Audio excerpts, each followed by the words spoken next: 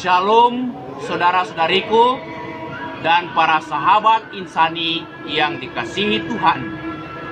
Selamat berjumpa kembali dalam program Renungan Rohani Insani, Inspirasi Sabda Allah hari ini, Minggu 25 Oktober 2020 bersama saya, Pastor Marcel Lolotandung. Kita berdoa dalam nama Bapa dan Putera dan Roh Kudus. Amin. Bapa yang Maha Baik, Engkau menghendaki semua orang turut mengalami sukacita kebahagiaan-Mu. Engkau juga menghendaki supaya kami melaksanakan perintah utama dan yang paling pertama, itulah kasih kepada Allah dan sesama. Berkatilah kami supaya kami boleh hidup seturut perintah-Mu. Demi Kristus Tuhan dan pengantara kami. Amin.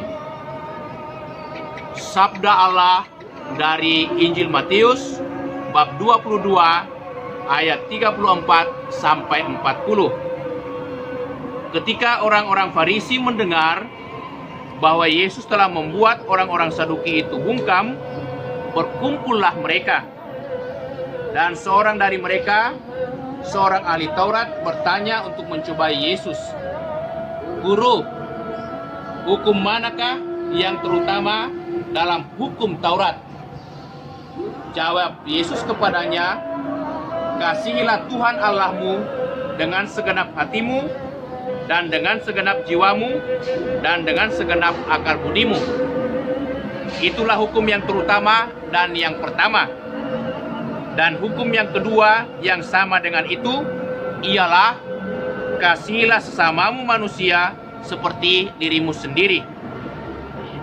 Pada kedua hukum inilah tergantung seluruh hukum Taurat dan kitab para nabi." Demikianlah Injil Tuhan. Saudara-saudariku, dalam perikop Injil yang baru saja kita dengarkan ini, Tuhan Yesus mengatakan, "Kasihilah Tuhan Allahmu dengan segenap hatimu, dengan segenap jiwamu, dan dengan segenap akal budimu." Jadi Yesus menghendaki kita mengasihi dengan hati, jiwa, dan akal budi. Mengapa kita mesti mengasihi lewat 3 media ini? Karena mengasihi perlu melibatkan seluruh perasaan atau kalbu kita yang terdalam, itulah hati.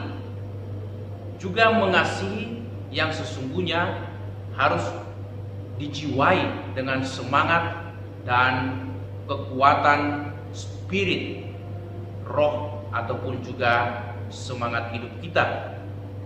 Dan yang ketiga, dengan akal budi, supaya kita mengasihi secara benar, secara masuk akal, dan juga secara logis yang dapat dipertanggungjawabkan. Itulah akal budi, orang yang sadar betul dalam tindakan ataupun kata-kata perbuatannya. Nah, saudara-saudari, dari sudut pandang kitab suci, mengasihi itu tidak hanya soal perasaan, soal pikiran, tetapi harus nyata dalam tindakan. Itu dikatakan oleh Yesus dalam Injil Yohanes bab 14 ayat 15. Ia mengatakan, "Jikalau kamu mengasihi aku, kamu akan menuruti segala perintahku." Artinya mengasihi Allah dan sesama berarti kita harus melaksanakan perintah Yesus, perintah Allah, perintah saling mengasihi. Dan perintah kasih Allah ini itu sangat gamblang dituliskan dan dikatakan dalam Injil Yohanes bab 15 ayat 11 sampai ayat 16, di mana Yesus menjanjikan 5 hal ketika kita melaksanakan perintah cinta kasih-Nya. Janji yang pertama yang dikatakan oleh Yesus saat kita melaksanakan perintah cinta kasih-Nya itu bisa kita lihat pada ayat yang ke-11. Jikalau kamu melaksanakan perintahku, maka sukacitaku akan ada di dalam kamu dan sukacitamu menjadi penuh.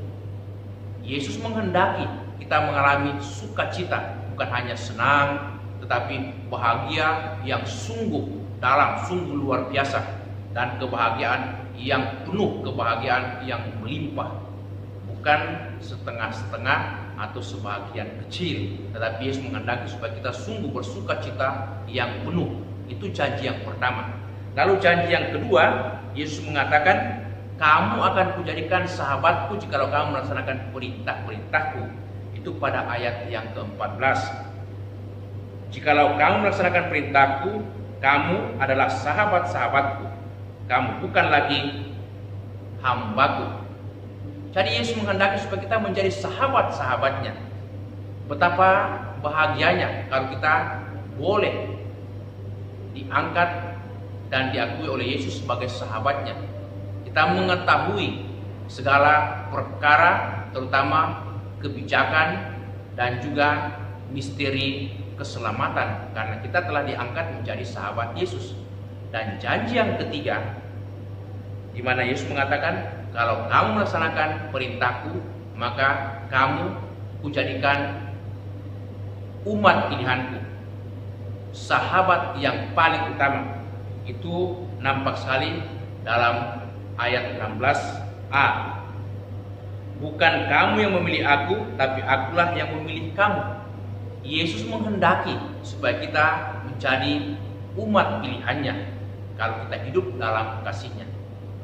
Dan janji yang keempat, supaya kita menjadi duta Yesus yang pergi melaksanakan perintah kasih-Nya, menghasilkan buah, dan buah itu tetap.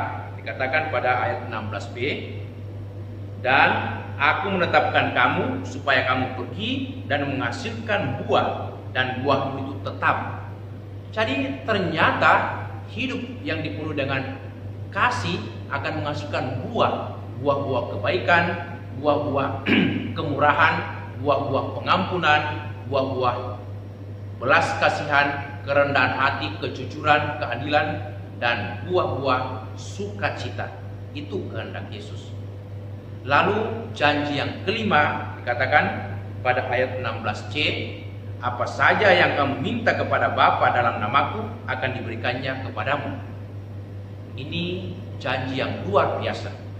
Ketika kita berdoa kepada Bapa dalam nama Yesus dan kita meminta sesuatu, akan diberikan kepada kita, asalkan kita hidup dalam perintah kasih Yesus.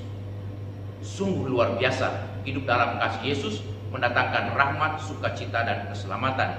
Semoga saudara-saudari kita semuanya boleh hidup dalam kasih Tuhan dan melaksanakan janji perintah Yesus dengan setia dan taat. Amin. Mari berdoa. Bapa yang Maha Baik, kami bersyukur atas perintah cinta kasih-Mu serta janji-Mu yang mendatangkan rahmat, sukacita, dan keselamatan serta buah-buah melimpah. Semoga kami hidup dalam kasih dan senantiasa melaksanakan perintah ini. Demi Kristus Tuhan dan pengantara kami. Amin. Tuhan bersamamu. Semoga saudaraku sekalian diberkati Allah yang Maha Kuasa, Bapa, Putra, dan Roh Kudus. Amin. Terima kasih saudara-saudariku dan para sahabat insani yang telah mendengarkan sabda Allah melalui channel Renungan Rohani Insani. Semoga saudara-saudariku senantiasa dibimbing, dikuatkan, dan diberkati Allah yang Maha Kuasa dalam setiap aktivitas dan pelayanan kita. Amin.